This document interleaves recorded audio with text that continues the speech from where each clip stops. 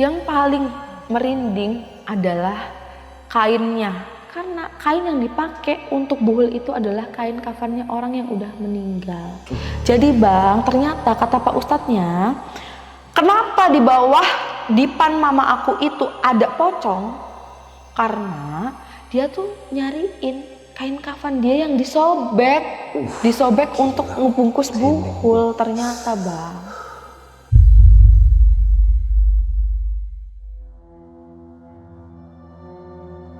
Beneran pas banget, lewat tuh. Itu kerekam, ada rekamannya. Kalaupun orang mau ngintip, itu nggak akan bisa nembus gelas kan? Itu tinggi banget, 2,5 meter kali. Nggak mungkin kalau orang tuh berdiri di situ setinggi-tingginya orang Indonesia berapa sih? Kalaupun dia mau iseng, itu harus naik tangga.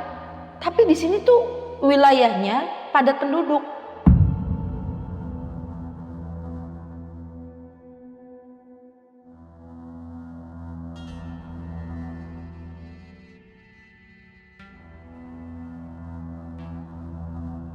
Assalamualaikum warahmatullahi wabarakatuh. Balik lagi sama gua, Badri Coach. Gimana kabarnya teman-teman hari ini? Semoga kita dalam keadaan sehat walafiat, dimudahkan urusannya, dilapangkan rezekinya, dan dilancarkan segala urusannya. Amin. Seperti biasa, kita udah menghadirkan lagi nih sob, salah satu narasumber. Nah, beliau ini bernama Kak Sei, dan Kak Sei ini sempat nih mengalami kejadian horor. Ini kisahnya barbar banget ya sob ya. Dan kita udah menghadirkan narasumbernya.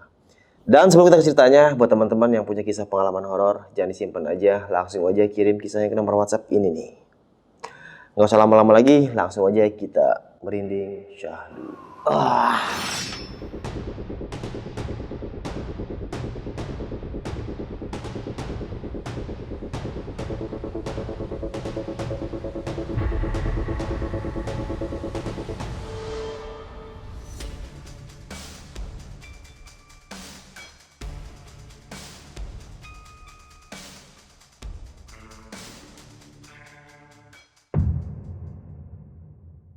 Gimana nih Kak, kisah pengalamannya? Iya, jadi bang waktu 2015 tuh gue pernah punya pacar. Itu hubungan cukup lama, 10 tahunan. Dari zaman pas SMA. Terus karena ada masalah, akhirnya kita nggak bisa lanjut. Jadi untuk masalahnya sebenarnya sih lebih ke karena ada pihak ketiga yang pertama. Yang kedua juga karena tidak adanya ini sih, kepastian. Karena sebenarnya kita udah lamaran, waktu 8 tahun pacaran, kita itu udah pernah lamaran. Jadi kandas karena orang ketiga ini? Lebih ke nggak ada pastinya dulu sih. Karena kan janjinya tuh dari keluarganya sama dari dianya itu setelah 6 bulan lamaran katanya kan mau dinikahin, tapi ya nggak dinikah-nikahin sampai setahun 2 tahun nggak dinikahin juga. Ya orang tua kan akhirnya nanyain terus, kok masih belum ada kepastian, katanya mau nikah gitu. Ternyata ketahuan lah dari yang pertama tuh ternyata ada pihak ketiga.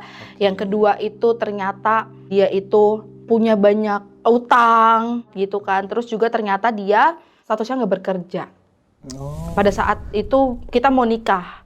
Beberapa bulan, kayaknya sekitar 5 bulan mau nikah, dia masih nutupin itu gitu. Jadi ya lebih baik kita nggak lanjutin. Nah, bulan Mei 2025 itu akhirnya keluarga aku ini memutuskan untuk ya udah kita pertemuan keluarga aja biar bisa memastikan tanggalnya tuh mau kapan. Kalau nggak bisa menentukan tanggal lebih baik dibatalin gitu. Akhirnya tanggal 27 Mei 2025 kita itu ada pertemuan pertama yang dimana mereka itu ngasih janji tapi di bulan Oktober pertamanya. Ditanyain emang udah ada biayanya, nggak ada juga gitu ya kan. Kita maksudnya realistis aja ya. Nikah kan nggak yang butuh uang kecil bang, pasti banyak dong.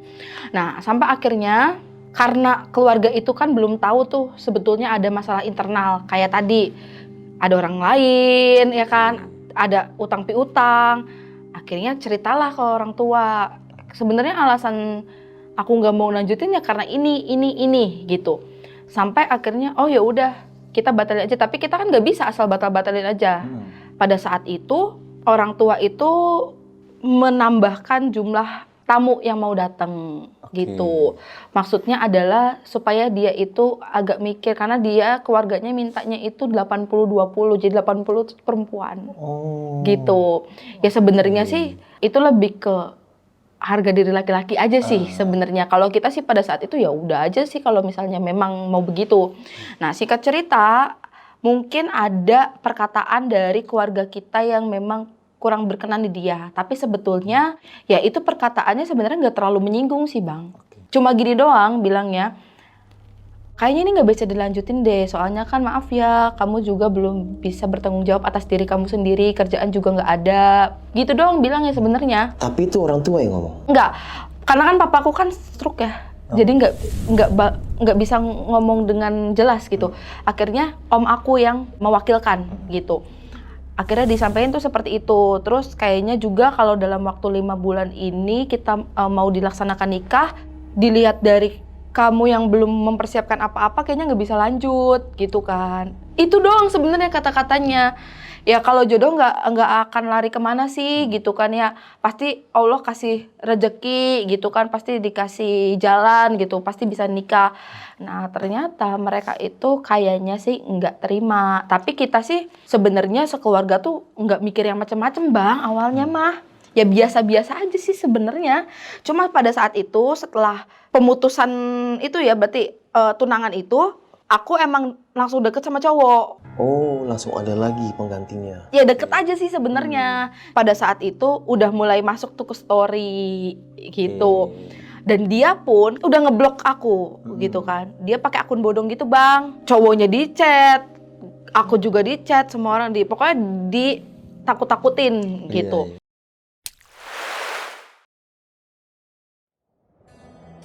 Nah bulan Agustus tuh pertama kali itu tuh setelah PRJ. PRJ itu kan bulan Juli 2025. Atasan aku tuh ngomong, Bang, Say, gue kok kalau ngeliat lu tuh kayak bukan lu dah. Dia bilang gitu. Ih emang kenapa Ci? Aku bilang gitu kan. Enggak, lu tuh mukanya kayak kuntilanak. Gue aja takut lihat lu. Terus dia bilang, kayaknya lu tuh ada sesuatu deh. Tapi maaf ya gue gak bisa bilang. Gue juga nggak tahu itu apa, tapi lu tuh bukan lu yang gue kenal dulu. Dia bilang gitu. Ya kita kan yang namanya Gen Z ya, mana percaya sama hal-hal begitu. Ya percaya ada namanya gaib, tapi nggak yang dengan makhluk-makhluk yang ngikutin kita santet gitu, enggak gitu kan. Ah ya udahlah Ci, mungkin capek, namanya juga habis PRJ, pulang malam terus gitu kan. Oh iya sih katanya, tapi ya udah hati-hati aja ya. Enggak jauh dari itu, seminggu kemudian itu malam-malam mulai sering kebangun di jam 2 atau jam 3 pagi. Itu selalu kebangun setiap tidur, berulang-ulang kali. Jadi mulai dari hari pertama kayak gitu, hari kedua kayak gitu, seterusnya seperti itu. Sampai akhirnya kan badan capek Bang. Iya. Lama-lama, iya dong capek. Ih masa sih gak bisa tidur mulu, setiap jam 2 kebangun, jam 3 kebangun. Tapi yang aneh adalah setiap kebangun itu selalu ngeliat seseorang di sudut lemari. Tapi gak pernah bisa ngeliat dia siapa. Hanya perasaan aja Bang sebenarnya. Itu kayaknya ada orang di situ tuh. Karena setiap bangun itu rasanya seperti diawasin. Jantung tuh deg-degan. Terus selalu keluar keringet dingin. Sampai akhirnya aku nggak pernah bisa tidur lagi di malam hari. Nggak pernah bisa tidur lagi. Kenapa ya? Karena kalau misalnya merem, itu langsung ketakutan. Rasa-rasanya. Langsung takut. Apalagi pada saat itu, sudah mulai ada yang aneh di kamar aku. Jadi tuh, aku kan ngekos ya Bang ya. Gitu. Ngekos dan tinggal sendirian. Nah di mana kosan aku itu, di atasnya itu ada glass box-nya. Nah si glass box-nya ini kan berarti kelihatan nih kalau ada orang yang mendekat. Itu setiap abis maghrib, terus jam 8, jam 11 malam, terus setiap kebangun jam 2 atau jam 3 pagi, dia pasti ada. Orang berdiri aja tapi gede banget. Orangnya tuh gede banget. Dan terkadang tatapan matanya itu bisa nembus ke glass box itu, warnanya merah kayak gitu. Kita kan kelihatan. Kalaupun orang mau ngintip, itu nggak akan bisa nembus glass box Bang. Kalau misalnya ini kok kita bisa ngelihat dia itu bisa ada cahaya merahnya sampai nembus ke dalam kamar gitu. Nah sampai akhirnya Aku tuh kan udah nggak pernah bisa tidur malam lagi pada saat itu. Jadi itu kalau tidur itu bisanya setelah matahari terbit. Jadi tidurnya biasanya setelah jam 5 baru bisa tidur. Terus tidur tuh berarti cuma 2 jam karena kan jam 7 harus udah siap-siap lagi berangkat kantor. Iya. Itu keganggu banget. Keganggu banget. Pernah satu ketika itu aku tuh sengaja pengen tidur banget. Sampai lihat YouTube tuh. Bagaimana cara tidur dengan cepat? Harus melakukan senam ini, harus dengerin ini semua dicoba. Ketiduran bener, tetap kebangun di jam 2 pagi. Terus itulah teror pertama yang dilakukan oleh diduga mantan ngirim sesuatu ke aku, begitu. Berupa apa? Berupa pesan sih Bang sebenarnya. Jadi pada saat itu aku dapat pesan. Pesannya gini, putusin pacar kamu sekarang, kembali kepada saya. Saya akan berubah dalam beberapa waktu lagi. Itu tepat banget pas bangun tidur soalnya. Jadi jam 2 bangun, tong neng, HP nyala. Tapi dipesan, bukan di WA. Ini ya, message gitu ya, message ya. Jadi dia itu di situ. Dan dia menggunakan nomor tidak dikenal. Jadi kan kita nggak tahu itu siapa yang kirim. Tapi pada saat itu karena kita baru bangun tidur juga, ya udahlah mungkin itu mah orang iseng awalnya. Sampai akhirnya nih, nggak dijawab 15 menit, itu ada chat lagi, satu lagi. Chatnya begini, terserah kamu mau jawab apa enggak. Cukup ikuti atau kamu bakal tahu akibatnya apa. Mulai dari situ mikir, kayaknya kalau orang nggak sengaja ngirim pesan itu, nggak mungkin dong sampai dia ngirim pesan kedua. Iya, betul. Dan kalau dia tidak kenal, kenapa dia bilang tinggalin cowoknya? Lah mantan aku cuma dia. Iya. Ya itu siapa lagi? Mulai mikir ke arah sana.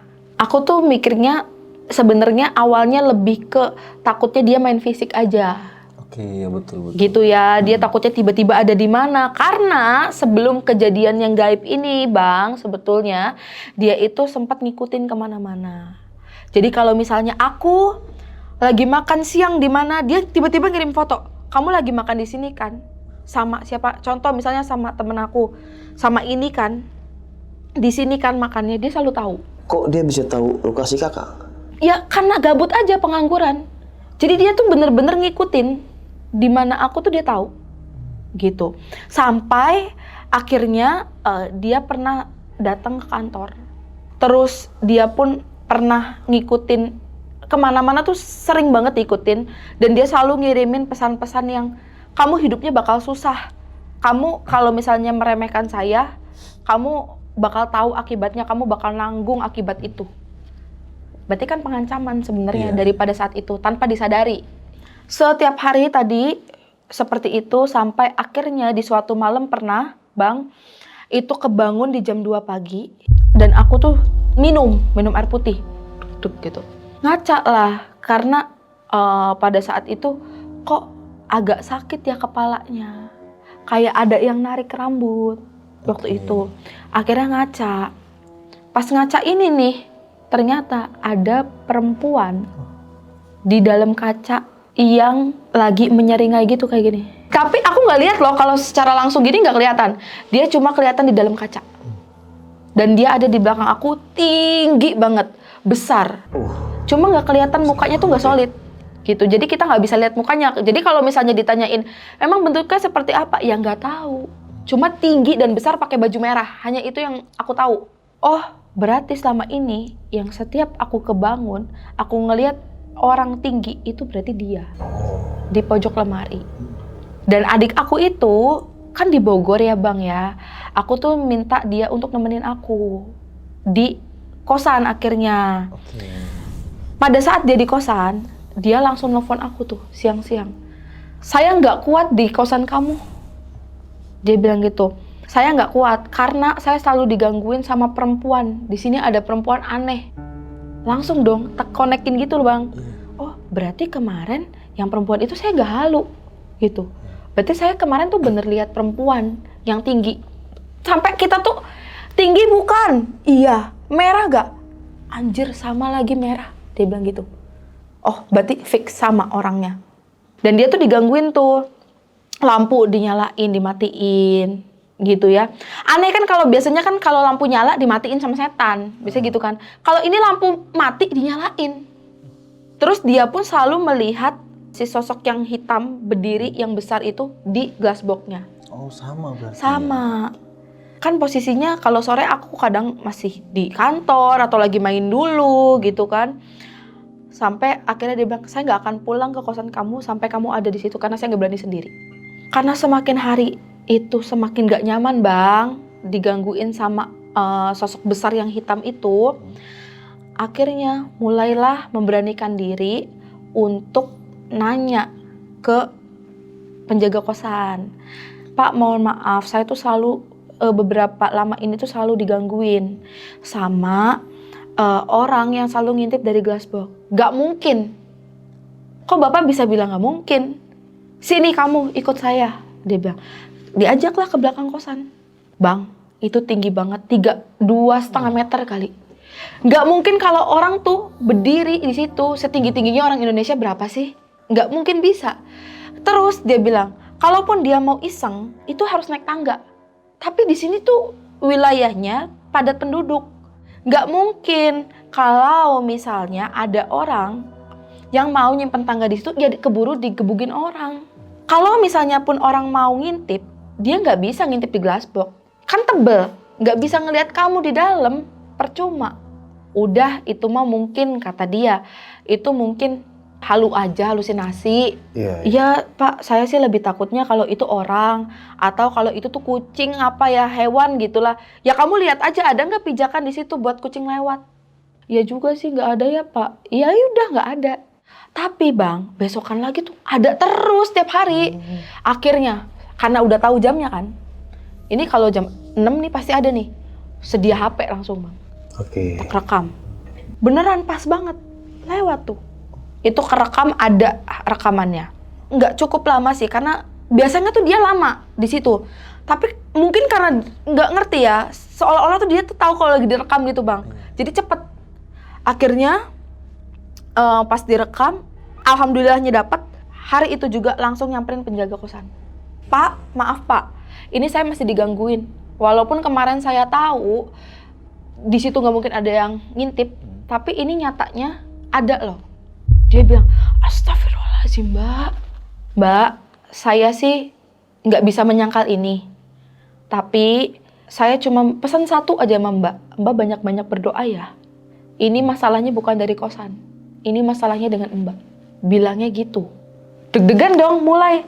Ini yang ngomong udah banyak soalnya. Dari awal atasan bilang, lu beda. Yang kedua, udah nggak pernah bisa tidur lagi malam. Yang ketiga, selalu ngelihat sosok perempuan di sudut lemari. Terus digangguin sama yang tinggi besar dan divalidasi dengan penjaga kosan yang bilang ini bukan orang. Sampai akhirnya aku video callan dong. Temenin gue tolong ya. Sampai aku bilang gitu. Biar aku tuh nggak ngerasa kalau aku tuh lagi halu. Coba kamu lihat juga. Tak madepin si kameranya itu ke arah dia.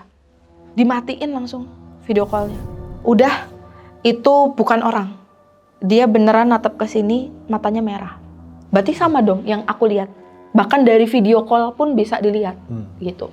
Setelah ketahuan, bukannya makin mereda, bang, malah makin parah. Tiba-tiba bangun ya jam 2, terus tiba-tiba ketiduran lagi. Antara tidur atau enggak sih kalau ini. Antara tidur atau enggak, aku itu kayak lagi digeret, tapi dari belakang. Jadi kan kita nggak bisa ngelihat dong siapa yang ngegeret karena dijambak dari belakang. Digeret tuh, wih gitu, digeret. Aku tuh di situ cuma bisa nangis. Ini kalau aku inget nih, aku waktu itu cuma bisa nangis doang di dalam alam bawah sadar itu. Aku udah nggak sanggup ngapa-ngapain dong. Udah nggak bisa fokus lagi. Teman-teman kantor pun udah pada bilang, "Say, lu tuh udah nggak nyambung diajak ngobrol. Lu kalau ngobrol nih nggak bisa nih, dua mata kayak gini nggak bisa." Jadi aku tuh kalau diajak ngobrol gini nih. Jadi udah nggak bisa fokus ke satu arah gitu. Bahkan kalau diajak ngomong tuh kadang-kadang nggak nyambung. Tadi ngomong apa ya saya ya? Bahkan waktu itu banyak ke-skipnya bang. Misalnya jam 8 udah di kantor, ada jadwal training nih. Training itu mulai jam 9. Sampai jam 11 itu nggak tahu ngapain ya tadi ya. Ujuk-ujuk nih udah duduk. Tadi saya ngapain ya?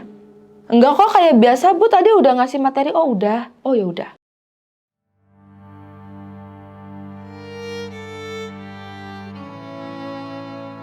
Selesai ngajar jam 5 sore, itu udah fingerprint mau pulang. Turun tangga, tiba-tiba blackout. Jadi gak bisa ngelihat apa-apa, gelap bang, mata tuh. Gelap banget, ada yang nusuk dari kepala sini. Rasanya tuh kayak dibor. Jadi dalam tuh ditusuk, dikit-dikit. Tusuk sampai ke mata. Teriak dong di situ. Tolongin gue. Sampai jatuh di tangga pada saat itu. Mas Ali ini gak langsung turun. Dia mikirnya, aduh sore-sore masa udah ada setan, dia bilang gitu. Kan si Seni udah pulang, masa masih ada yang teriak-teriak padahal aku belum pulang, kan belum bisa pulang tuh, jatuh tuh di situ. Nah terus dia datang, astagfirullahaladzim mbak, kamu kenapa? Kata dia gitu. Gue nggak tahu gue kenapa, tapi gue nggak bisa melek, mata gue ada yang nusuk, kepala gue sakit. Terus dia itu ngeliat tuh katanya badan aku tuh gemeter, tangan dan kaki dingin banget. Tapi kepala tuh panas. Akhirnya ditelepon lah atasan. Ini bu, tolong bu, si mbak saya ini dia pingsan di tangga tiba-tiba gini. Sampai akhirnya dibawa ke rumah sakit. Dicek, ya memang tinggi panasnya, 39,8. Terus untuk tensinya itu 138/90. Untuk seumuran kita kan itu udah tinggi banget ya gitu. Dan karena di situ rame, jadi kata pihak rumah sakitnya harus dipindahin ke rumah sakit lain. Setelah dibawa ke rumah sakit lain, didiagnosalah meningitis. Jadi pada saat itu memang aku itu didiagnosanya adalah radang selaput otak pada saat itu.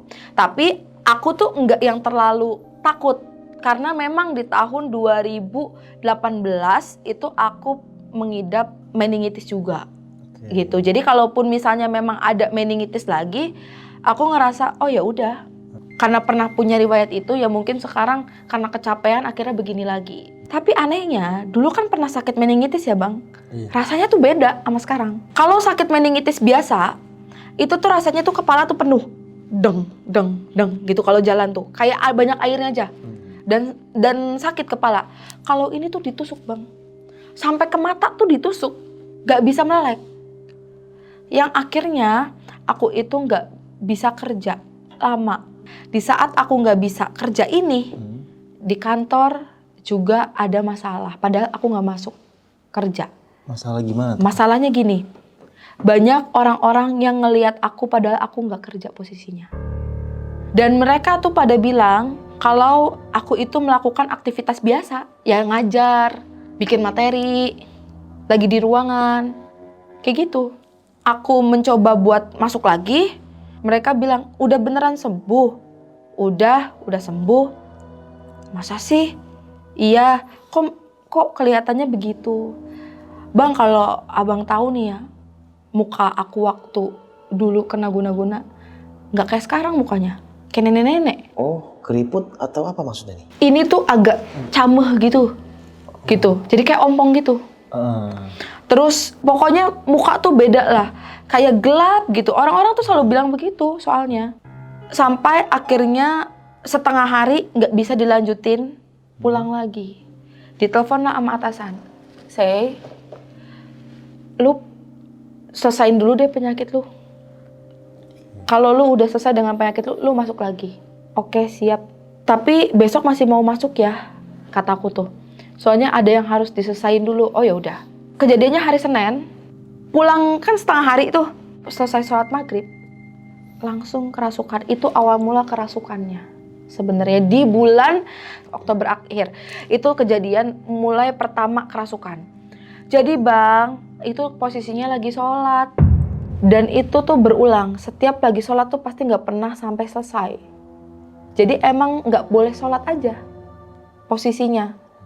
Dan kalau misalnya udah kerasukan, bang, ketawa-tawa aja, ketawa, nangis, kadang-kadang pingsan kayak orang hilang aja.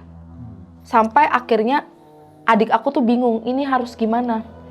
Besokannya hari Selasa, aku nggak jadi masuk kerja. Om aku, mama aku jemput aku dari Cirebon ke Jakarta. Yaudah pulang aja yuk, mama aku jemput. Itu posisinya aku lagi kesakitan. Bang, itu posisinya perut aku tuh kayak ada yang nusuk. Pindah-pindah, nusuk di perut, nusuk di kaki. terus nusuk di kepala, di mata. Itu aja, pokoknya posisinya tuh itu aja sebenarnya. Tapi pindah-pindah gitu. Sampai akhirnya mamaku bilang, ya udah deh kita jangan sengaja perjalanan malam. Takutnya ada apa-apa. Apalagi kita lewat tol, takutnya ada apa-apa gitu. Kereta aja besok. Oh ya udah. Sampai besoknya itu ya nggak aman karena pada malam itu tuh aku bukan kerasukan sih, hilang itu sampai sekitar jam 2-an. Gitu, dari abis maghrib. Udah lupa tuh dari abis maghrib sampai jam 2 bang, masalahnya.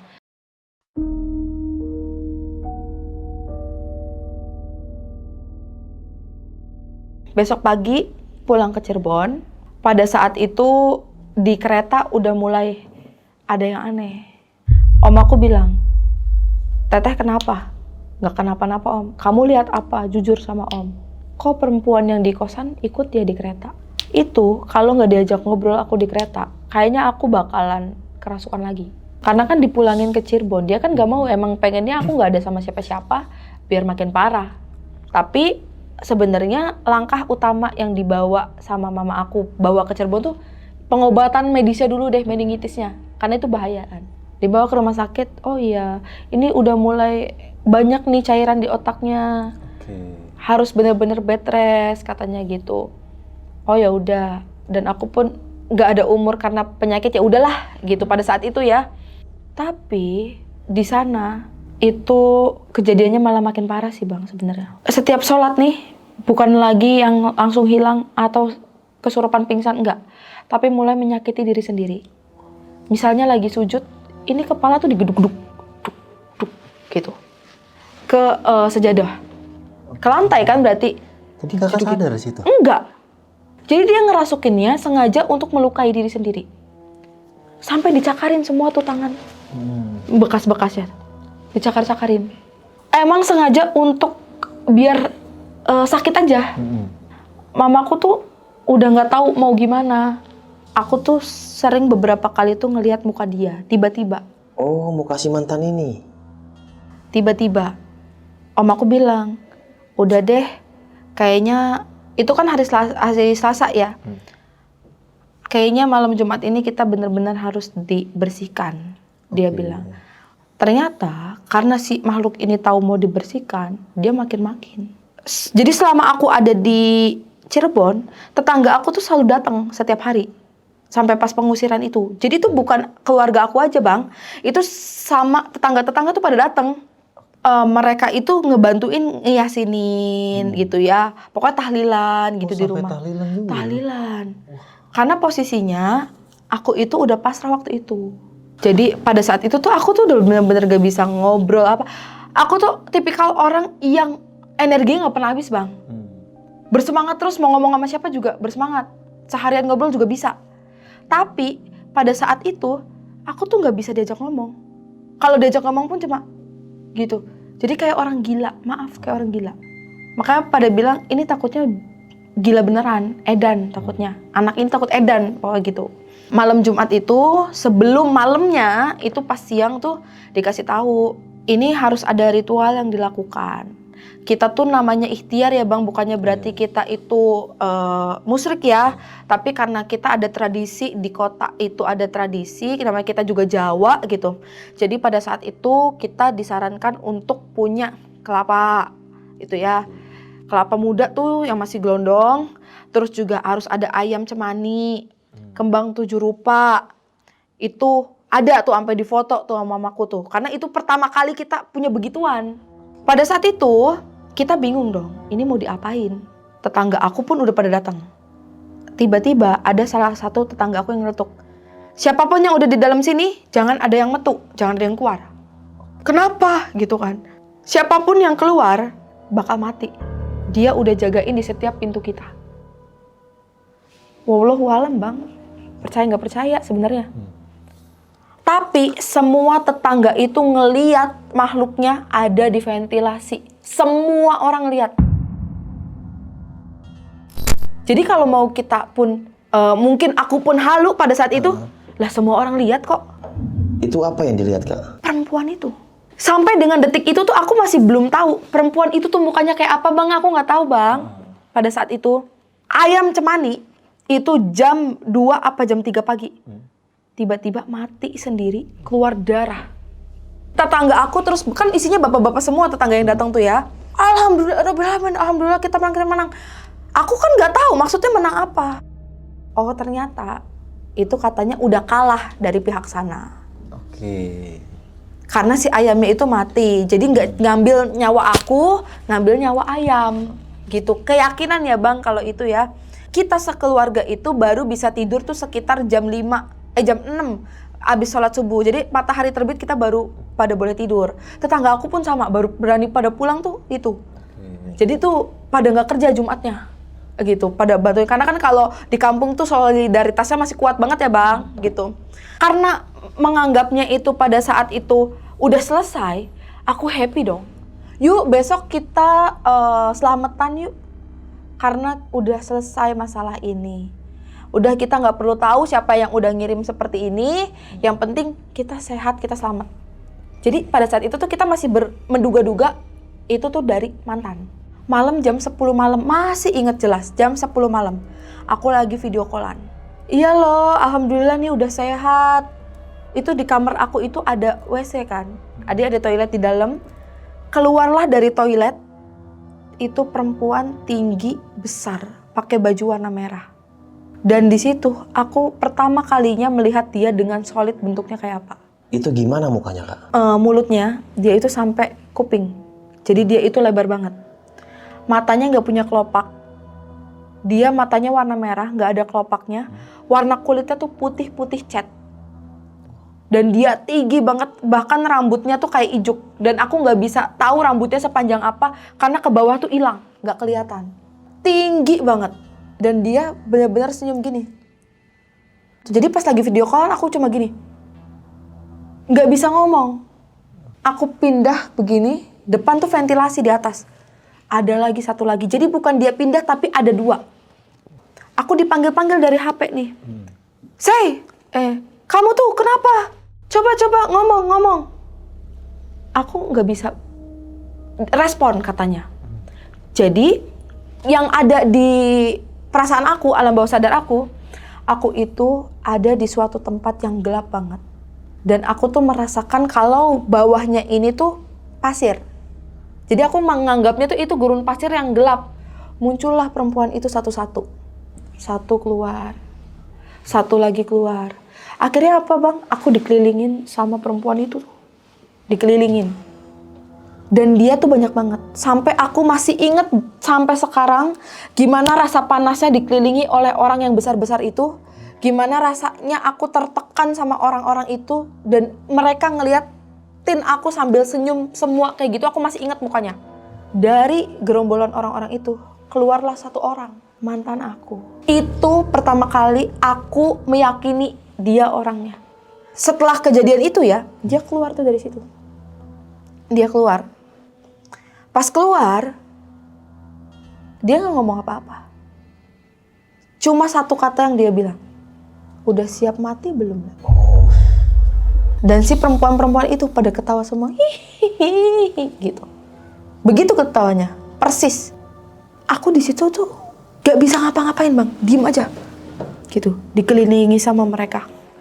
Tiba-tiba latarnya itu berubah cuma hitam doang. Udah nggak ngerasain lagi tuh yang namanya pasir. Aku ngerasainnya kayak ubin tapi dingin. Oh mungkin ini yang katanya mau kematian tuh begini ya. Aku tuh sambil nge-recall juga di dalam kepala gitu. Oh ini nih mau mati kali ya gitu. Ternyata enggak. Aku di situ nemu kayak titik putih. Tiba-tiba bangun aja. Itu udah ada mamaku. Udah ada omaku. Udah rame lah pokoknya. Kamu kenapa? Gak apa-apa. Terus mamaku bilang, ya udah kita panggil om satu lagi ada. Kita panggil om aja. Ini om nih harus tahu nih kamu nih kenapa. Kamu kan nggak bisa cerita. Karena pas setelah kejadian itu aku nggak bisa ngomong bang. Belum bisa ngomong. Kayak masih mencerna. Ini aku tadi di mana? Aku kenapa? Belum ditelepon. Om aku tiba-tiba datang. Kayak udah tahu aja. Akhirnya dia datang. Tadi coba ceritain, aku jelasin seperti tadi, jelasin kayak tadi. Dia bilang gini, oke, berarti dia sudah terang-terangan. Kita kan selama ini nggak pernah nge-spill dia siapa, tapi dia sendiri yang menunjukkan diri bawa nih saya nih. Om aku bilang, malam ini kita nggak boleh ada yang tidur sampai matahari terbit. Siapapun yang tidur di malam ini, dia akan dibawa pergi. Padahal hari itu harusnya, itu kan Jumat ya, Sabtu pagi jam 7 itu harusnya aku udah berangkat ke Pangandaran. Karena memang orang pinter di sana, itu dia bilang untuk aku melakukan penyucian diri dengan dimandikan air laut pantai selatan. Kita tuh jadi manggil tetangga lagi. Tetangga aku kan kaget. Lah semalam kan udah selesai. Ini kita aja kemarin pada nggak kerja. Iya minta tolong sekali lagi ya. Ternyata masih ada. Akhirnya pada datang lagi. Kita nggak ada yang tidur. Mulai jam 11-an tuh kan kita nggak tidur. Jam 4 pagi, mama aku bilang, innalillahi wa innalillahi roji'un. Kita kan kaget, kita langsung nyari, siapa yang meninggal? Ternyata mamaku ngeliat status WhatsApp. Yang meninggal adalah keponakan dari mantan aku itu. Kita sebenarnya nggak mau menyambung-nyambungkan dengan itu. Cuma ya posisinya terlalu tepat banget ya. Di malam itu dia baru datang, subuhnya itu kan nggak nyampe sehari Bang berarti. Iya. Dari jam 11 sampai ke jam 4 pagi. Oh ya udah. Dan kita tuh di situ tuh bingung Bang. Ini antara kita seneng atau kita takut. Kita seneng karena alhamdulillah bukan keluarga kita yang kena. Tapi kita takut, abis ini apa lagi ya? Itu yang kita takut. Takutnya malah jadi dendam karena bukan keluarga kita yang meninggal. Gitu, itu yang ditakutin.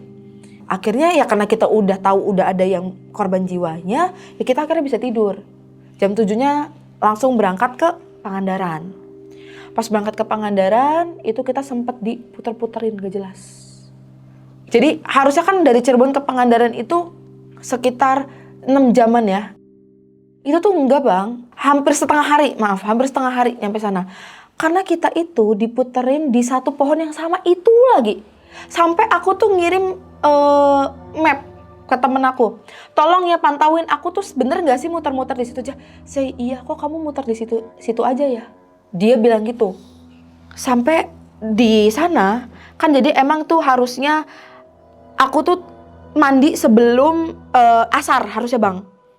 Tapi karena nyampenya sore banget, ya udahlah mau nggak mau yang penting kita udah kena airnya dulu. Besoknya jadi aku mandi lagi gitu. Jadi anehnya pas waktu di Pangandaran itu aku nggak ada rasa apa-apa dan alhamdulillah normal aja biasa. Pulang dari Pangandaran, berarti kan hari Minggu ya. Hari Minggu udah pulang, terus Senin aku nggak kenapa-napa, aku memutuskan untuk pulang lagi ke Jakarta. Pulang lagi ke Jakarta, pas aku pulang ke Jakarta, temen aku nih satu ruangan heboh. Ada temen aku namanya Mas Ali. Mbak, lu nih ya, waktu lu di Cirebon, lu tuh ada di sini terus. Bahkan nih ya katanya, ada anak baru datang ke sini, dia bilang abis di training sama lu, padahal lu nya nggak ada. Gini Bang, karena aku tuh kerjaannya ngajar, ya kan? Aku trainer. Aku itu memang ngajar tuh biasanya jam 9, jam 10. Katanya anak baru ini, dia ngeliat aku tuh pokoknya jam 8 tuh dia udah dateng.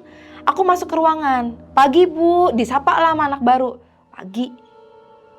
Terus aku keluar lagi dari ruang training, gak datang-datang lagi sampai jam 10. Dicariin dong sama anak trainingnya. Pak, maaf tadi ibu yang mau ngajar saya kok gak datang-datang lagi ya? Sampai sekarang. Yang mana? Emang mau diajarin sama siapa? Yang berkerudung ya? Ada yang berkerudung satu lagi gitu ya. Oh bukan, enggak tadi gak berkerudung. Bingung dong Mas Ali, yang ini bukan. Oh iya yang ini nih tadi nih. Itu gambar aku, foto aku. Kemana ya? Mas Ali kan gak mungkin bilang ini gak ada lagi sakit. Mas Ali akhirnya bilang, oh iya tadi pulang sakit, iya maaf ya. Ya udah nanti di reschedule aja untuk trainingnya. Padahal emang karena aku gak masuk di hari itu. Kan aku lama di Cirebon berarti, seminggu ya di Cirebon. Nah itu tuh, dan dia bilang, wah pokoknya ya Mbak, selama Mbak nggak ada di sini, walaupun Mbak di Cirebon, di sini tuh mencekam banget lah. Dia bilang gitu, serem gue, banyak yang ngelihat aktivitas lu lah. Itu tuh diceritain dari telepon, masih dari telepon. Karena aku bilang besoknya udah masuk. Jadi biar di kereta tuh aku ada obrolan aja sebenarnya. Karena kan aku pulang sendiri. Nah pas sampai Jakarta itu aku dijemput kan. Pas sampai ke kosan, aku hilang lagi ternyata. Dan ditemukannya Bang, tanah kuburan sama bunga kantil. Itu ditemukan di dekat kasur aku. Jadi si tanah kuburannya ini dia memang disebar di depan gitu ya. Dan juga ada yang disimpan di dekat kasur. Ditemukan itu aku posisinya juga udah hilang kesadaran.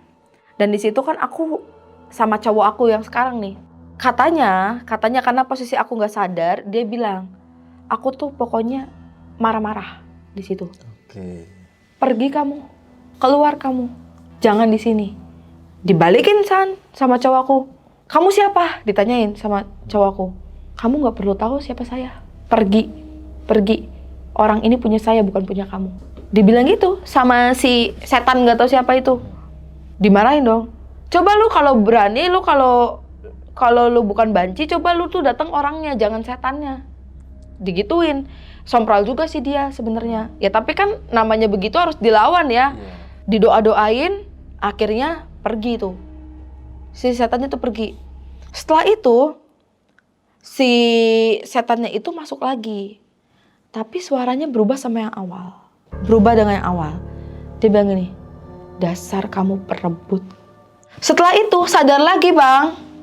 Itu udah posisinya jam 12 sampai jam 1. Jadi aku gak bisa ditinggalin. Karena kalau tinggalin gimana? Kerasukan sendirian gitu ya. Aku itu tiba-tiba udah ada di alam lain lagi, gak tahu di mana. Tapi aku tuh rasa-rasanya tuh lagi di pocong. Lagi jadi pocong. Aku di dalam kuburan. Aku tuh ngelihat pocong tuh ngelilingin aku sambil pada gitu. Tapi di situ yang aku lihat adalah muka pacar aku sekarang. Dia ketawa-tawa, seneng banget. Ngejatohin aku, nindihin, dia injek-injek gitu, diinjek-injek sama dia. Aku bangun kan abis itu. Aku tanya berapa lama aku hilang? Hampir 40 menit, dia bilang. Kamu jahat ya, kayak gitu. Sama ini kamu ya yang ngirim. Hah? Dia bingung dong. Apanya kata dia. Kok kamu bisa bilang gitu? Ya aku ceritain yang tadi. Itu supaya kamu benci aku kali. Lah, orang aku aja digangguin, dia bilang gitu. Masa aku yang begituin kamu? Orang aku aja kamu begini, aku yang pusing. Masa aku mau gituin kamu? Oh iya juga ya, aku baru sadar tuh. Tadinya aku udah marah-marah sama dia. Dia cerita, sebenarnya sebelum kamu merasakan ini, aku dulu. Dia bilang. Jadi waktu kamu pertama kali kerasukan, malamnya ini, aku itu di rumah tiba-tiba ada yang ngetok rumahnya. Orangnya hilang tiba-tiba.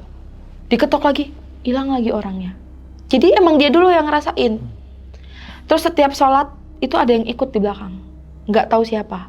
Tapi aku nggak cerita karena aku takut kamu jadi takut. Ya maaf, aku bilang karena yang aku lihat tuh muka kamu nindihin aku sambil kamu tuh happy gitu. Terus dia bilang ya udah mungkin emang dia nggak suka ajak. Mungkin emang nggak suka kamu tuh sama siapa-siapa gitulah intinya. Ya itu sebenarnya masuk logika sih di akunya juga gitu.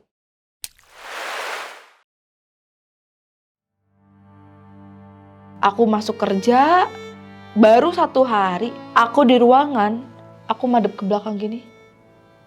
Astagfirullah, di situ ada pocong yang ada di mimpi aku. Akhirnya aku video call teman-teman aku, di teman kerja aku video call. Tolongin aku tuh agak setengah nangis kan. Ini aku lagi pada sholat Jumat nih, aku bilang gitu di kantor. Aku sendirian, tolong temenin. Karena kan teman-teman aku pada di luar kota ya waktu itu. Jadi ya udah, aku ditemenin. Aku turun ke bawah, nggak berani di ruangan aku. Terus, ya Allah Kak, gimana Kak? Ternyata yang ngelihat sosok pocong itu bukan cuma aku aja. Banyak juga teman-teman kantor yang datang tuh kalau ke ruangan aku tuh ngelihat ada si sosok pocong. Tapi teman-teman aku tuh selalu bilang tuh pocong gosong. Karena warnanya hitam Bang, emang. Maka aku bilang pocongnya tuh beda. Pocongnya tuh warna hitam, kayak gosong gitu. Wajahnya nih atau kainnya? Semuanya. Gosong kayak kebakar aja. Dia tuh. Sampai akhirnya dijulukin ya itu. Pocong gosong. Akhirnya aku pulang dari situ di kosan kerasukan lagi. Tapi kerasukannya udah mulai beda sama pocong. Jadi aku itu dibilang sama beberapa orang tangan aku tuh nggak bisa diginiin, dilepasin tuh nggak bisa. Bener-bener nempel sampai laki-laki yang kan di kosan kan banyak orang ya. Jadi tuh karena mendengar aku teriak-teriak, pada datang dong bang. Gimana? Jadi pada tahu kalau aku tuh kerasukan, aku tuh sakit udah lama tuh udah pada tahu gitu. Akhirnya dibuka gini tuh katanya nggak bisa. Dan yang aneh, dia ngomong ke adik aku, Li, harusnya Sela tuh sama saya, bukan sama orang lain. Dan yang ngomong Sela tuh cuma dia doang. Dan yang ngomong ngelak tuh cuma dia doang. Nggak ada orang yang manggil aku tuh Lak. Adik aku langsung itu suara dan nada saya kenal orangnya. Pas aku bangun, dia lagi telepon mamaku. Dan aku masih mencerna ya bang. Emang kalau orang masih hidup, ngerasukin orang tuh bisa. Itu yang aku pikirin gitu. Kan masih hidup orangnya, emang bisa gitu. Sampai akhirnya ada penjelasan dari Ustadz ya waktu itu. Ya bukan dia, tapi dia itu, sukmanya itu keluar. Emang untuk ke arah kamu. Itu wallahu alam, dia bilang gitu. Ada tapi untuk apa ya, ilmu seperti itu tuh memang ada. Dia bilang, oh ya sudah. Besokannya, atasan aku bilang, Sei, lu jangan masuk dulu ya, lu bikin heboh lu di kantor. Kenapa lagi? Ini katanya banyak yang ngelihat penampakan apalah, nggak ngerti gue lah katanya. Semenjak lu tuh begini.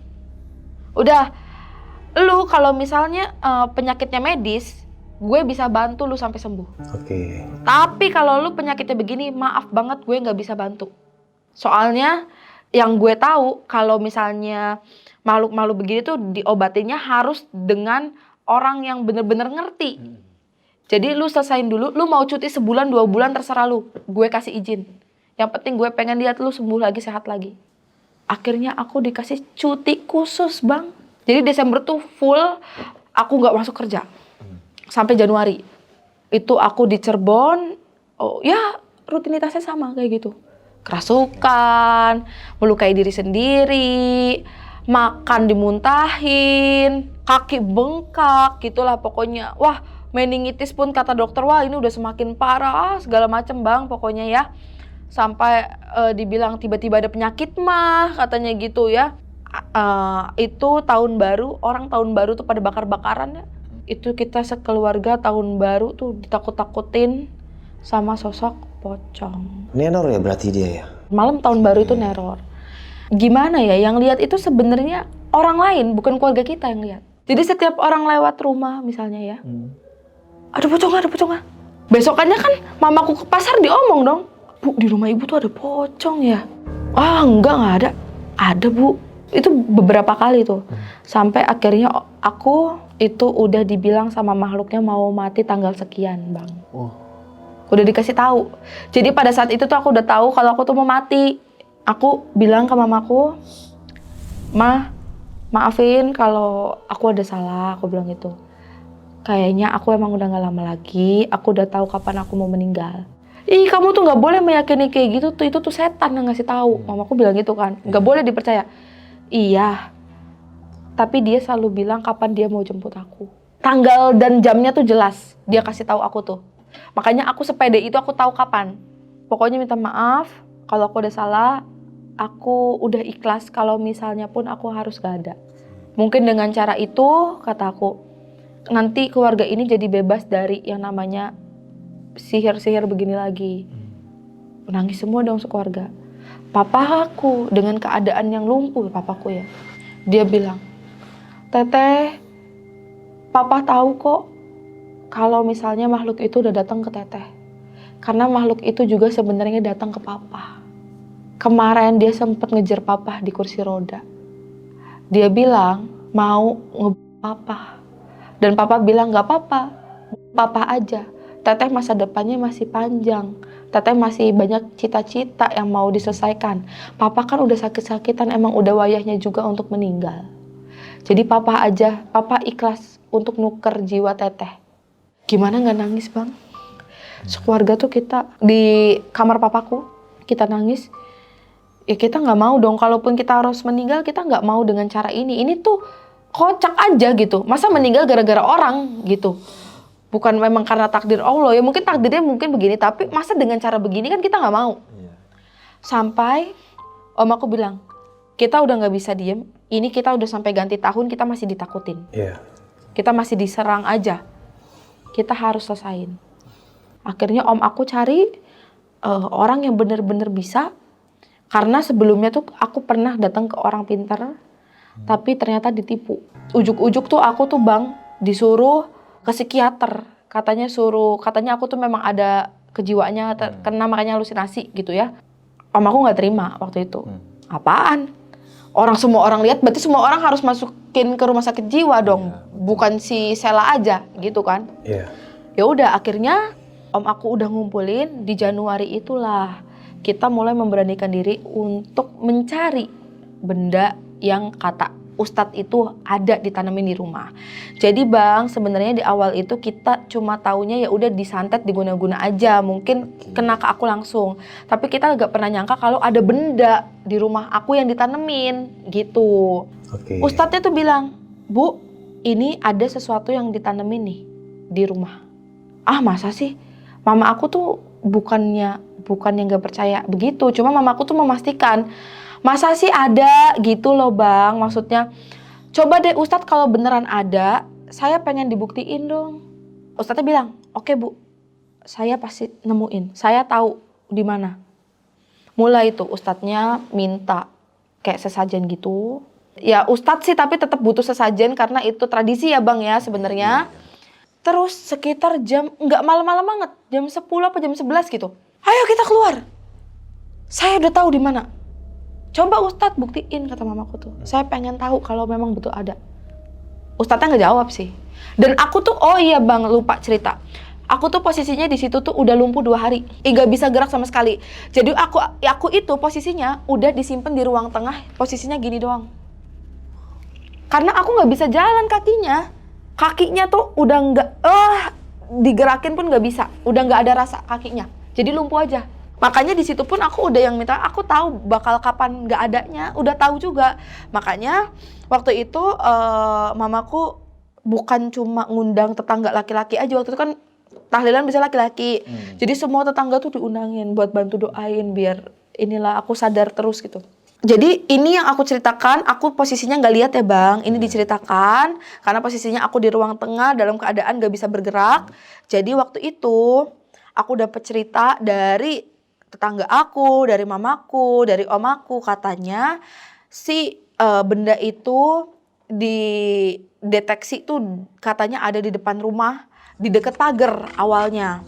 Digali sampai bawah itu nggak ketemu. Ustadznya tuh sampai diem aja, kok bisa nggak ada? Mamaku kan udah mulai agak, ada bener nggak sih gitu. Mamaku bukan nggak percaya ya, cuma dia lebih realistis aja sebenarnya. Lalu dia mundur tuh ke belakang, deket pohon mangga awalnya, nggak ada juga. Sampai ke deket pohon melati nggak ada. Akhirnya Ustadz bilang, nggak tahu apa yang dilakuin kata mamaku, tapi dia tuh kayak capek banget bang katanya. Keringet tuh di mana-mana. Dia bilang, ini terakhir, insya Allah ini terakhir. Atas nama Allah gitulah. Allahu Akbar diambil. Bang, itu ditemukannya adalah di akar pohon jeruk. Akar pohon jeruknya. Yang dimana bang harus tahu, kalau pohon jeruk itu udah ada dari aku kelas 6 SD. Jadi kan udah lama banget. Dan kalau orang sengaja masukin, nyari akarnya tuh dalam banget, itu dari kelas 6 SD bang soalnya. Dililitin di akar. Sampai mamaku tuh cari CCTV. Siapa yang waktu itu masuk ke rumah ya? Kan terus lihat CCTV kan gak ada siapa-siapa juga. Terus ustadznya bilang, Bu, wallahualam ya Bu, yang namanya gaib itu tidak harus orang yang menyimpan di situ. Tapi bisa jadi juga namanya gaib itu dia memang langsung dikirim secara gaib untuk disimpan di situ. Karena bang, kan kalau orang baru ngeduk ya, baru ngegali, itu kan gembor harusnya. Ini tuh keras bang. Bahkan itu tuh ngegeduk semen. Lah ya iya, makanya kan nggak mungkin kalau semennya digeduk. Iya. Ketahuan dong. Nah, terus mamaku semua tuh sampai tetangga-tetangga aku tuh. Jadi percuma juga sih aku ditungguin tetangga aku. Orang tetangga aku juga pada kepo pengambilan barang. Jadi aku ditinggalin sendiri di ruang tengah tuh sebenarnya. Pada masuk tiba-tiba rame. Aku kaget. Alhamdulillah teh ketemu teh katanya si buhulnya. Ternyata namanya buhul. Aku baru tahu tuh buhul tuh. Baru ketemu teh buhulnya. Bismillahirrahmanirrahim. Dibuka, divideoin tuh Bang. Ada videonya juga. Inna lillahi wa inna ilaihi raji'un. Allahu Jabbar, Allahu Jadir, Jabarullah, Jadirullah ya Allah. Gusti Mon karomahnya yang akan mengulang lagi bacaan 110. Jajar wujud, membuka, lepas semuanya dari hal-hal negatif. Jadi itu tuh ditemukannya tuh foto. Fotonya tuh aku sama si beliaunya. Oh, sama mantan. Sama mantannya. Dia itu dililit di kain gitu. Kayak kain kasa gitu sih bentuknya ya. Aku tuh bagian kepalanya di deket mata tuh ditusuk. Aku baru ngeh. Oh selama ini aku suka sakit di bagian mata sampai ke kepala. Itu tuh dia tusuk tuh dari itu. Terus di dalamnya juga ada rambut aku Bang. Jadi isinya tuh itu rambut, foto dia dan foto aku plus jarum. Jadi isinya itu. Udah kata ustadznya ini harus kita bakar. Harus kita bakar. Ya Allah itu Bang, dibakar tuh nggak mau. Nggak bisa dibakar. Sampai akhirnya om aku tuh sebel. Udahlah pakai bensin aja yuk katanya sekalian. Dibanjur. Bener sih habis dikasih bensin kebakar. Tapi didoain dulu sebelumnya. Kita kan astagfirullahaladzim kok bisa begini gitu ya. Setelah dibakar Bang, anehnya sejam kemudian aku bisa gerak kakinya. Aneh banget. Aku bisa gerak, terus aku tuh mulai lapar, mau makan. Tadinya aku tuh udah gak bisa makan. Aku nyariin makanan, mau makan, lapar. Ya udah, kan tetangga aku tuh heboh tuh. Makan dulu Neng. Aku dikasih makan segala macem. Terus besokannya kita tuh bener-bener belum ada yang ngobrolin masalah itu Bang. Karena kita mikirnya, ini tuh kejadiannya kemarin bener gak sih? Iya. Gitu loh. Kejadiannya tuh bisa bener ada yang nyimpen ini gitu loh. Dan kok secara terang-terangan pakai foto dia ya kan kita makin tahu banget ya dia itu siapa gitu. Setelah itu aku periksa ke rumah sakit. Tahu nggak Bang, meningitis aku hilang. Jadi alhamdulillah dari bulan Januari pertengahan sampai dengan hari ini aku dinyatakan sembuh dari meningitisnya. Itu sih yang aku alhamdulillahin kayak bersyukur banget gitu loh Bang. Oh berarti mau disangkut pautin juga sama aku juga ya emang nyata gitu. Kemarin aku sakit setelah ditemuin udah enggak lagi gitu kan. Aku udah sehat segala macem, udah penyembuhan di ruqyah. Ternyata setannya tuh masuk lagi Bang. Dia masuk lagi, ternyata dia itu minta untuk gak dikembaliin ke yang ngirimnya. Dia mohon, saya jangan dikembaliin ke yang ngirim saya karena saya gagal, nanti saya dimusnahin. Dimarahin dong. Ya kamu kalau di sini pun sama dimusnahin juga. Kamu kan gak boleh di sini. Emang kamu tujuannya apa? Terus dia bilang, ya tujuan saya katanya biar dia ini gak punya jodoh. Dibilang gitu, biar jelek tuh, biar nggak ada auranya gitu Bang katanya. Kamu dari mana? Dari Jawa Tengah. Terus ustadznya bilang ini, Jawa Tengah sama Cirebon kalah, digituin sama. Terus dia nangis, si setannya itu nangis.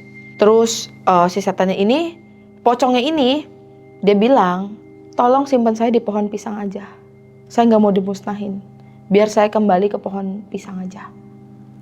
Kamu disimpan pohon pisang mana? Nggak tahu, saya nggak tahu wilayah sini. Jadi akhirnya dimasukin ke botol sama ustadznya tuh. Terus disimpan di pohon pisang. Itu tuh botolnya, jadi kita, kan aku juga yang nggak percaya banget begitu juga ya Bang ya. Itu bener nggak sih setan pocongnya udah dimasukin. Tapi Bang, si botol minumnya itu, kan aqua gitu ya. Dia dipegang nih, panas. Ih panas banget. Mama aku ikut dong, pas ustadz itu nyimpen si makhluk itu. Dibuka, kata mamaku tuh botol katanya udah disimpan, dibalikin lagi ke mamaku, udah normal suhunya. Dibawa pulang kan ke aku tuh, nih teh udah disimpan. Kok bener ya? Karena ini kan berarti kejadian pertama tentang santet keluarga aku, gitu. Jadi kita kayak, oh ada ya. Bener ya yang namanya kayak gini ya. Sampai akhirnya keluarga aku dan aku ini bukan takut tentang gaibnya lagi. Tapi kita takut kalau orangnya yang bener-bener ngikutin kita. Karena Bang, aku lagi pergi ke satu coffee shop di Jakarta. Tiba-tiba dia nongol. Mantan kakak? Iya, setelah kejadian aku nemuin Buhul ya, itu dia masih nongol. Terus dia nyamperin aku, dia cuma bilang gini, sehat? Kok bisa masih sehat? Dia masih nyamperin. Makanya kenapa sekarang tuh kejadian ini yang awalnya memang mungkin dari santet gitu ya Bang, ini juga kita udah laporin ke polisi. Jadi untuk perlindungan akunya gitu Bang. Nah, aku rasa itu udah selesai awalnya. Ternyata Bang, kemarin waktu bulan puasa kemarin, mama aku sakit. Yang memang awalnya tuh kita mikirnya ya sakit biasa aja sebenarnya. Jadi memang kalau dari rumah sakit, itu dari dokter, itu diagnosanya ya batu empedu. Terus katanya ada batu ginjal juga gitu. Makanya suka kayak anyang-anyangan gitu Bang. Tapi anehnya tuh perutnya gede Bang, kayak orang liver. Perutnya tuh gede. Karena itu juga bulan puasa, kita kan nggak mikir kalau ada setan-setanan ya Bang. Kalau bulan puasa ya, aku bilang diopname aja sekalian. Ya dirawat pun ya sama aja begitu. Jadi sebelumnya waktu aku masih di Jakarta, adik aku tuh pernah nelfon. Jadi aku punya adik ya Bang, laki-laki di Cirebon gitu. Lah bangun. Kenapa bangun? Yuk temenin main Mobile Legend. Itu sekitar jam 1 atau jam 2. Kenapa? Nggak apa-apa, tuh mama masih sakit, masih mengerang-ngerang aja kesakitan. Tapi nggak bisa diapa-apain katanya, kalau dipegang juga nggak bisa ngebantu, malah makin sakit, kata dia gitu kan Bang. Terus, oh ya udah yuk, tak temenin tuh main. Nah di situ tuh belum jujur Bang sebenarnya, dia tuh ada apa gitu.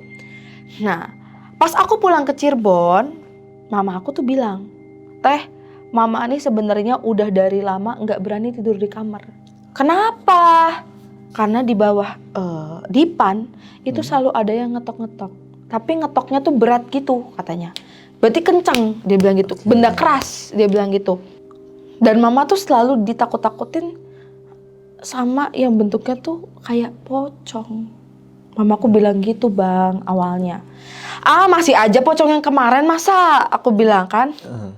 Pocong gosong kali yang kemarin. Masih ada kali ya dia di sini temen-temennya ketinggalan. Gak tahu mamaku. Soalnya teh mama tuh perutnya gede kalau misalnya maghrib doang. Terus apa ya tengah malam gitu Bang. Sama sebelum subuh. Mamaku bilang, Teteh aja sok coba kalau gak percaya tidur di situ. Oh ya udah. Lah aku mah tak cariin malah ya. Mana sih gitu. Soalnya namanya orang sakit kan biasanya halunya tinggi ya. Halusinasinya tinggi. Orang demam biasanya gitu. Dia bener-bener tidur di situ dan lemes banget dia tuh. Aku lagi diem nih Bang. Lagi ya scroll TikTok gitu ya. Tok, tok, tok di bawah. Aku diem tuh, ya nyetel lagu lah.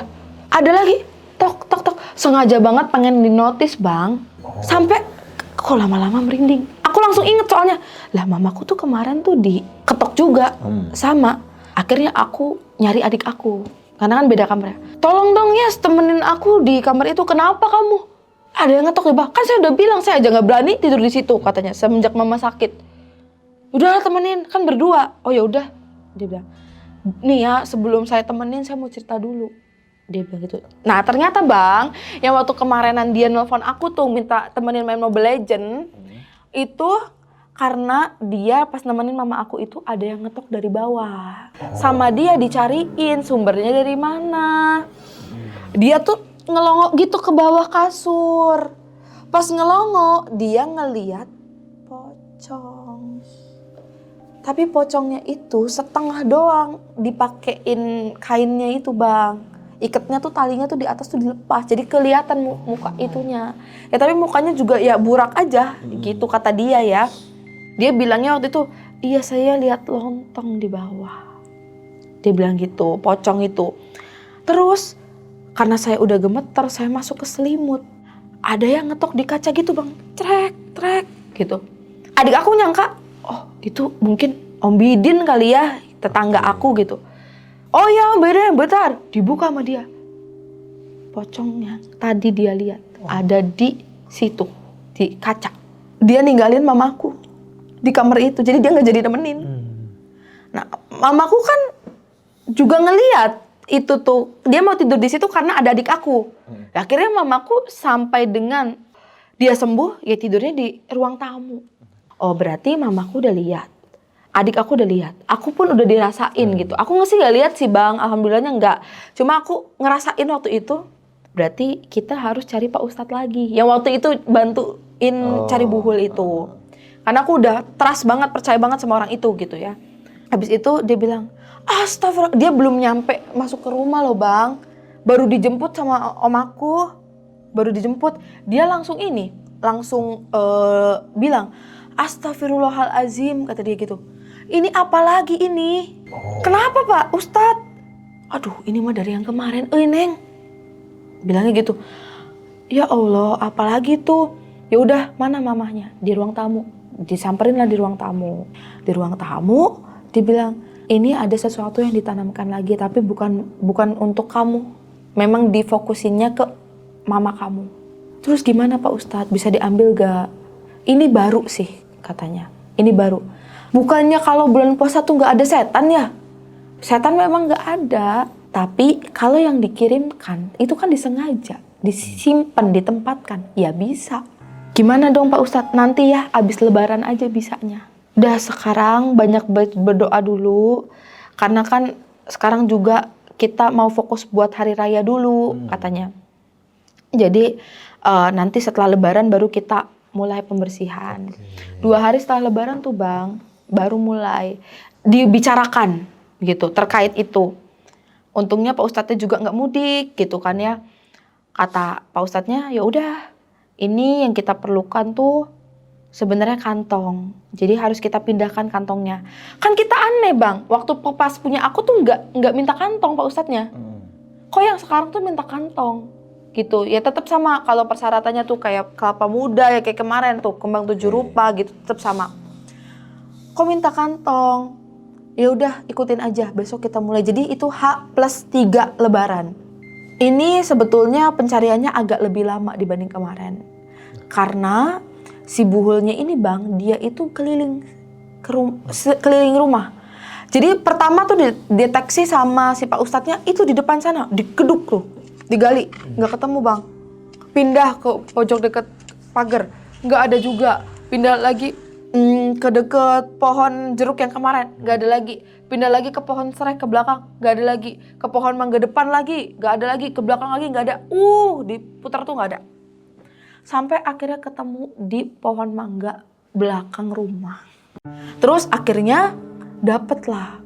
Pas dapet itu, ustadznya tuh itu berdarah bang. Ketusuk. Jadi memang dalamnya tuh ada jarumnya gitu bang. Terus Pak Ustadznya tuh kayak ketarik-tarik, gitu. Jadi ternyata si buhul itu tuh masih pengen kabur.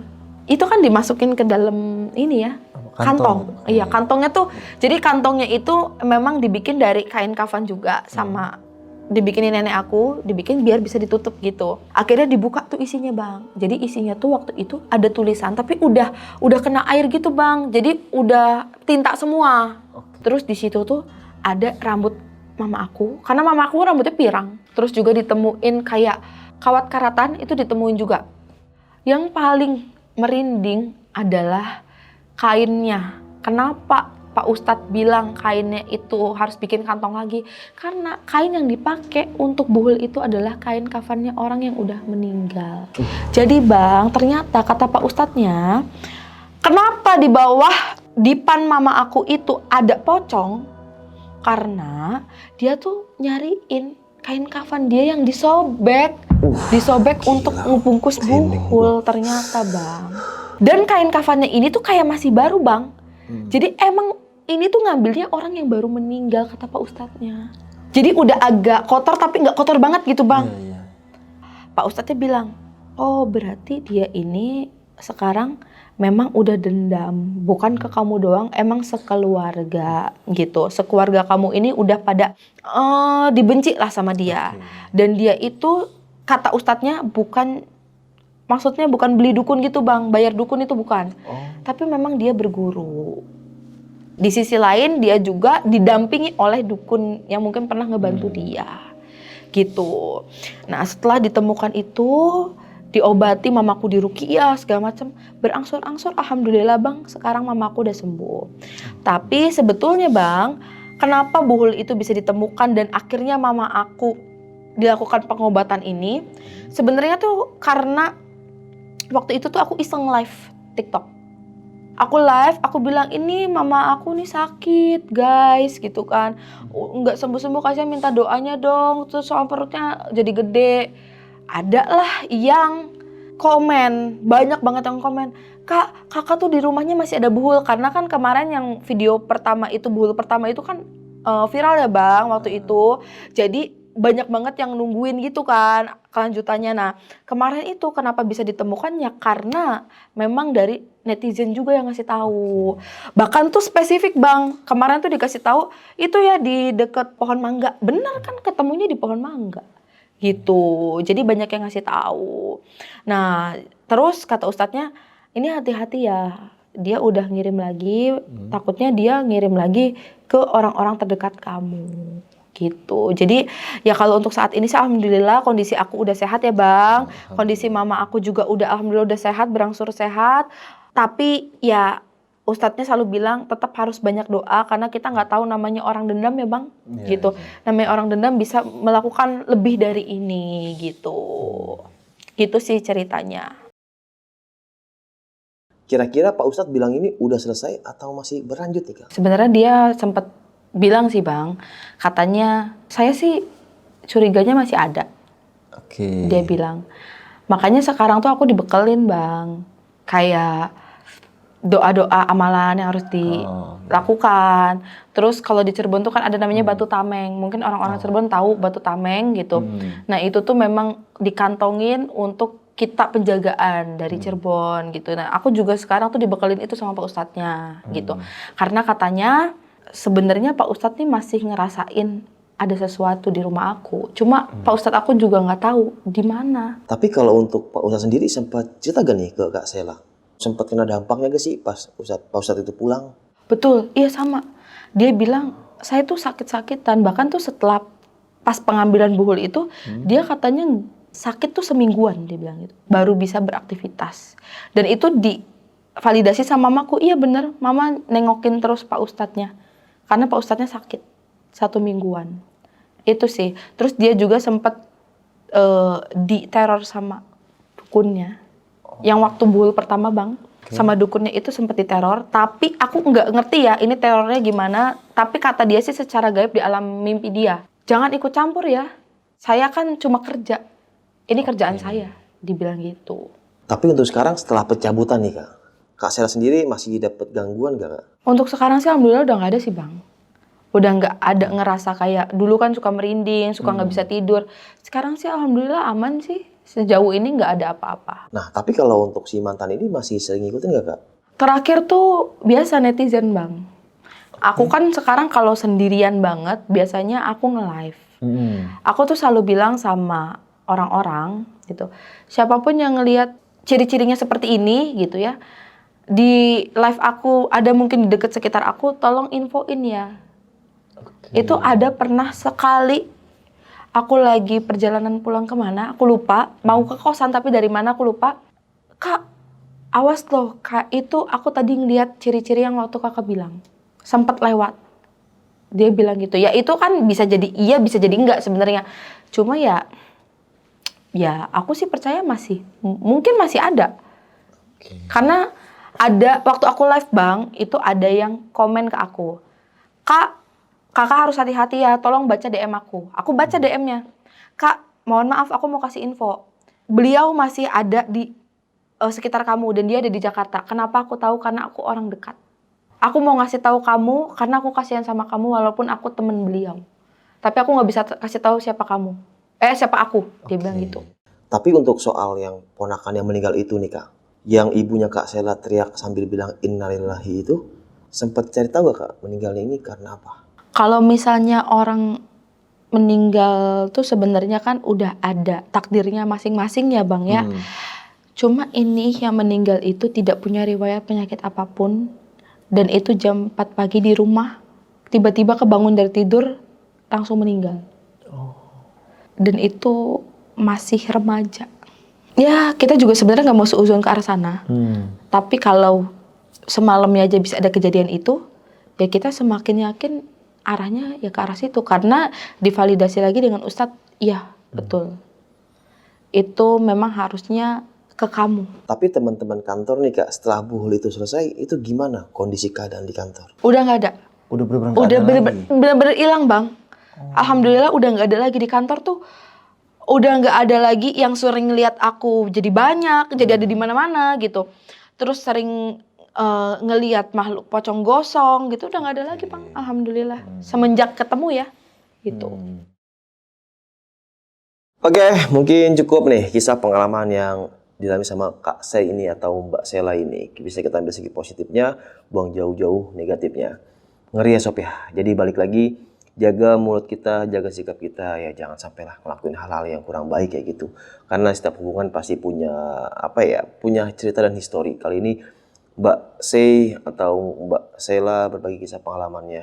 Oke, sampai jumpa di kisah selanjutnya. Wassalamualaikum warahmatullahi wabarakatuh. Dadah. Buat kalian yang punya pengalaman horor, langsung aja chat ke nomor 0877 1671 5337.